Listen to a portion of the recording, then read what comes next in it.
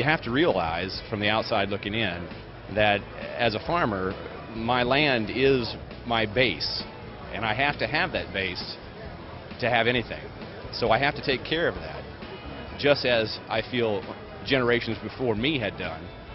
So it's only to my benefit and future generations' benefit for me to take care of that land through conservation practices, or even the reduction in herbicide use, anything to help make that land produce more for future generations, and in process, feeding the world.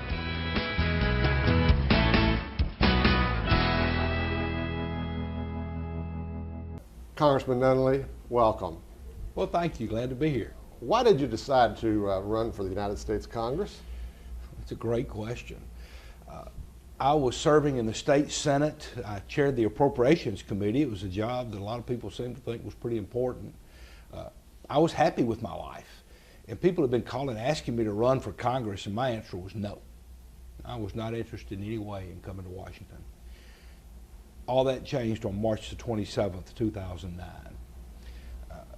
I can remember the day because it was my wife's birthday, and the significant event, my son and daughter-in-law came to see us to tell us we were going to become first-time grandparents.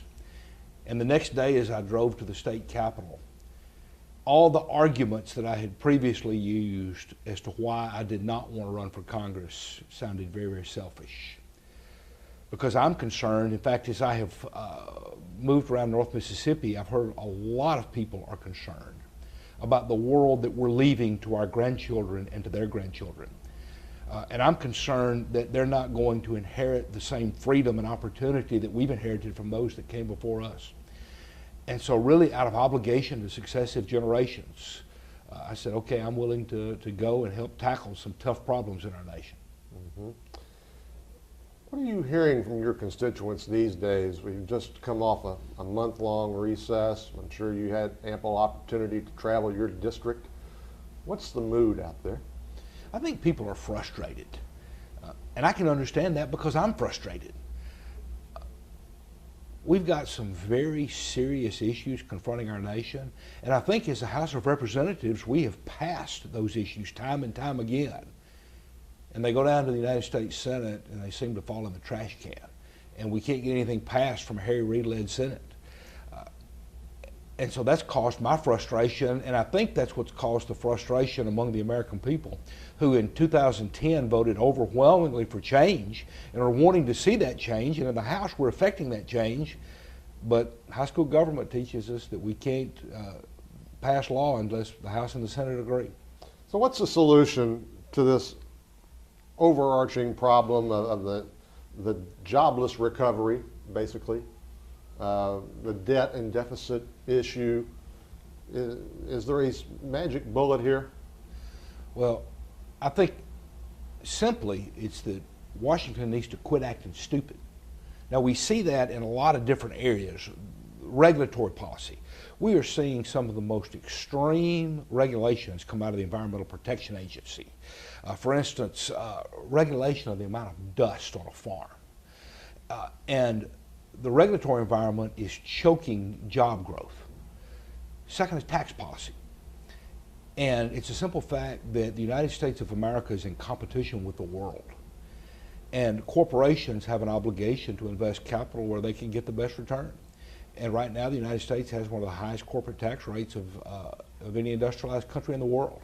And so we're losing jobs because we don't have a competitive tax policy. And then the final piece is fiscal policy.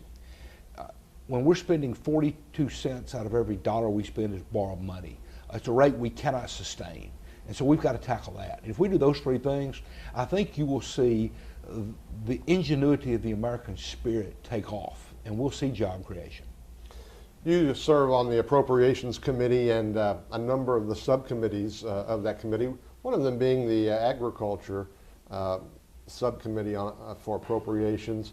It was a pretty bruising process this year in the FY12 markup for agriculture appropriations. What are your priorities as you look at your district's agriculture sector? What are your priorities for farmers and ranchers in your district? Well, agriculture is very important to North Mississippi, but it's very important to America. So much of who we are as a people is tied to the land. That's certainly the case in North Mississippi. One thing that I'm very interested, even in tough budget times, is we've got to continue to do research. We have more demands on our farmers and ranchers than ever before, and we've got to find a way to do more with less, and that comes through research. Also, it's important that we have independent verification. There's a lot of good companies out there that are doing a lot of their own independent research, but they do have a vested interest in making sure that their best foot is put forward. It's appropriate that we have independent verification of what they're doing, and that comes through the research that we do as a government. Public research. That's right. Tell us more about your background. You indicated earlier you spent over a decade in the Mississippi legislature. What else have you done in your adult life? Well, maybe the thing that people find most interesting, when I was in college, I lost my eyesight. Graduated from college, I couldn't see my hand in front of my face. I feel very fortunate that I had that restored through 2 cornea transplants. Because of that experience in my life, I've become a great fan of the life of Helen Keller, a woman who overcame a lot of obstacles. And one day Helen Keller made the observation that the thing worse than being blind is to see yet have no vision. And I think that's one thing that has traditionally separated America, is that we've had people of vision, both leaders in the public, but also leaders in the private sector. Some of the great inventions of the world have come from America. And we've got to unleash that vision.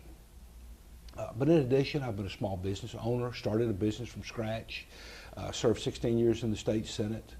So I bring all that experience to Washington with me. Mississippi Congressman Alan Nunnelee, Representative, thank you so much for joining us. Thank you.